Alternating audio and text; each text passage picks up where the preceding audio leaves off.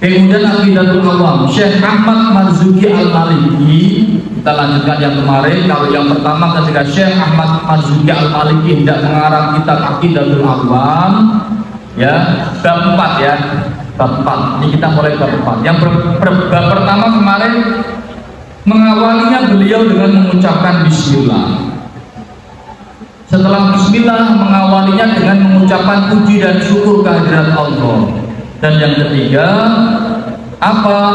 Dengan bersolawat kepada baginda Rasulullah Shallallahu Alaihi Wasallam. Nah, yang ketiga mengucapkan salam beliau kepada wa alihi dan keluarganya, keluarga Rasulullah Shallallahu Alaihi Wasallam, wa sahbihi dan para sahabat-sahabatnya, wa man tabi' dan orang-orang yang mengikutinya sabila dinil haqqi pada jalan agama secara benar, ya, ghairu muqtadi, bukan orang-orang yang berbuat bid'ah atau berbuat ada-ada atau kepalsuan.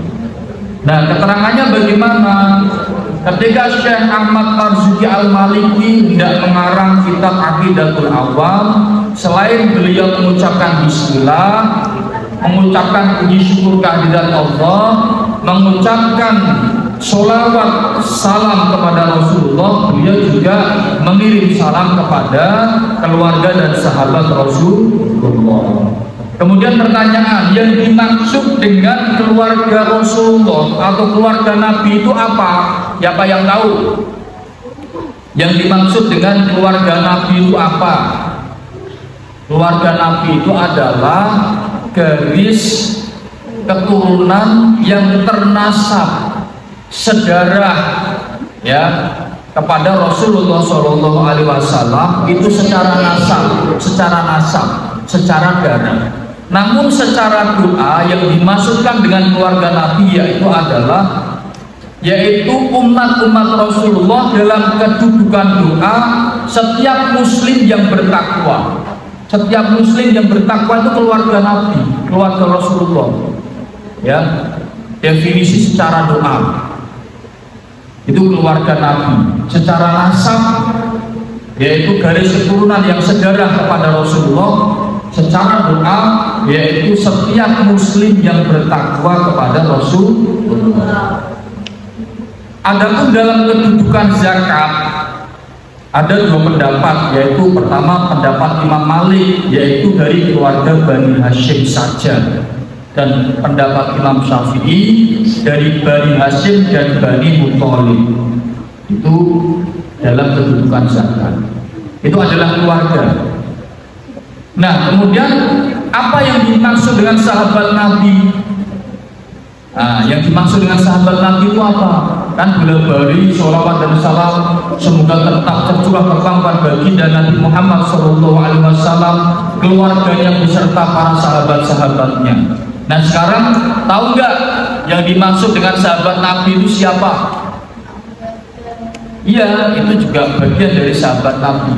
Jadi orang yang pernah melihat Nabi. Pak, berarti Abu Jahal, ya, dan orang-orang kaum kafir Quraisy itu termasuk sahabat Nabi. Kan dia pernah melihat Nabi. Tidak, yang dimaksudkan adalah orang yang pernah melihat Nabi dalam keadaan Islam dan meninggal dalam keadaan Islam. Ya toh? Pak, orang melihat Nabi dulunya dia kafir, tapi ketika dia meninggal dia sudah masuk Islam. Sudah masuk ke dalam kategori sahabat atau tidak? Masuk dalam kategori sahabat. Itu adalah sahabat. Kemudian tadi ada ghairu muqtadi, dan bukan orang-orang yang berbuat bid'ah, berbuat ada-ada atau kepalsuan.